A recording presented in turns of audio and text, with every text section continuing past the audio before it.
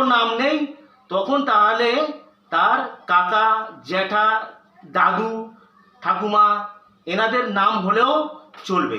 সেই পেজটি শুধু জেরক্স করবেন। 3 নম্বর হচ্ছে যাদের 2002-এর আগে বাবা মা মারা গিয়েছে, তাদের তো 2002-এর লিস্টে নাম থাকবে না, তাহলে তারা কি করবে? যাদের 2002-এর লিস্টের আগে বাবা মা মারা গিয়েছে, তারা শুধু তার ঠাকুমা, ঠাকুরদা, জ্যাঠা, কাকা একটা ব্লাড রিলেশন হলেই চলবে।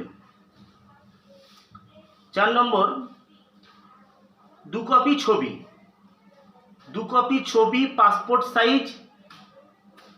সাইজ ছবির পিছন দিকটা, ব্যাকগ্রাউন্ডটা যেন লাইট কালার হয়, নীল, লাল, হলুদ এই সবগুলো করবেন না। মুখটা যেন পরিষ্কার বোঝা যায়। বোরকা পরে, টুপি পরে, ক্যাপ পরে, চাদর ঢাকা দিয়ে, উন্না ঢাকা দিয়ে ছবি তুলবেন না। কান দুটো যেন পরিষ্কার দেখা যায়, কানে অযথা দামি দামি সোনার গহনা আছে এরকম ছবি তুলবেন না। 5 নম্বর হচ্ছে মোবাইল নাম্বার।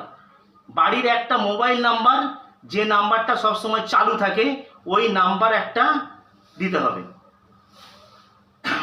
6 নম্বর, যারা বাড়ির বাইরে আছে, কেরালে কাজে গিয়েছে, দুবাইয়ে আছে, মুম্বাইয়ে আছে, তারা কি করবে?